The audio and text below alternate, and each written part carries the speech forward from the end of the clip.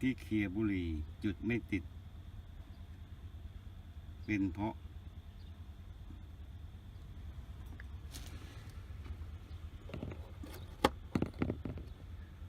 กดดีดไหมไม่ดีดดูไฟ AC ที่เปิดยังเปิดแล้ว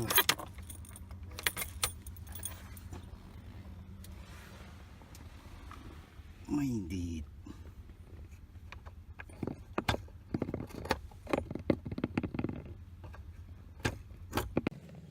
แก้ปัญหา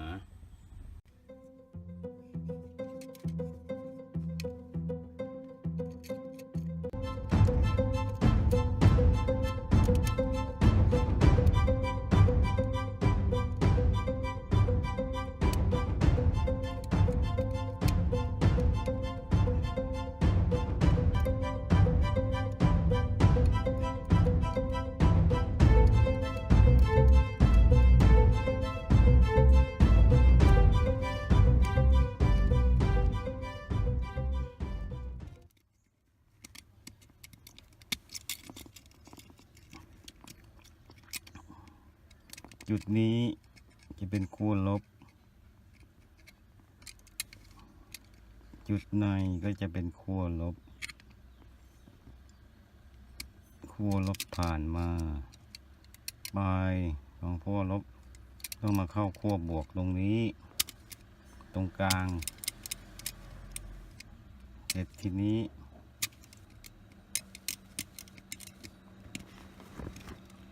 มันสึกหรือขาดไม่ต่อกันเราต้องขูดแล้วก็ต่อใหม่เรียกว่านี่ลบผ่านฉนวนข้างในจะเป็นบวกอีกตรงกลางฉะนั้นเราจะทำยังไงก็ต้องต่อโดยการอาร์คแต่นี้เราไม่มีเครื่องอาร์คเราก็แควกออกมาทำการกด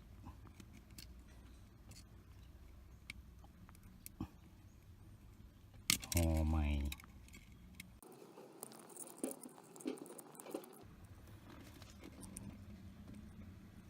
ไม่นั่นก็ต้องไปอาร์คใหม่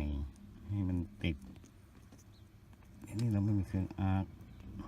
บัตรกลีก็ไม่รู้จะติดไหมเดี๋ยวลองต่อดู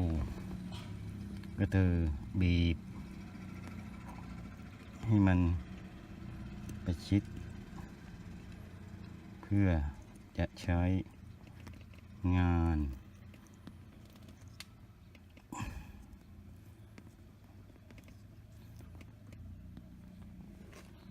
ลักษณะน่าจะเป็นแบบนี้เดี๋ยวจะลองดูสิว่าติดไหม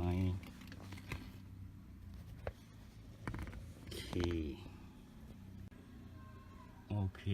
จ่ายไฟเสร็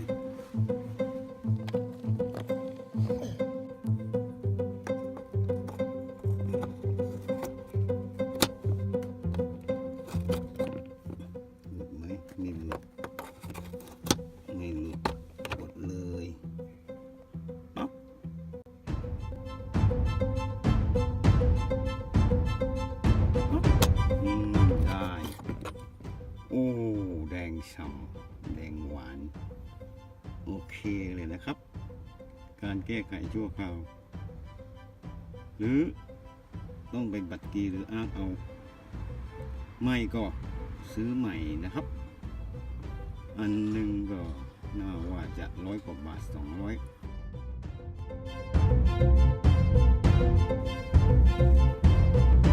นี่นะครับจุดบุหรี่ดูนะครับ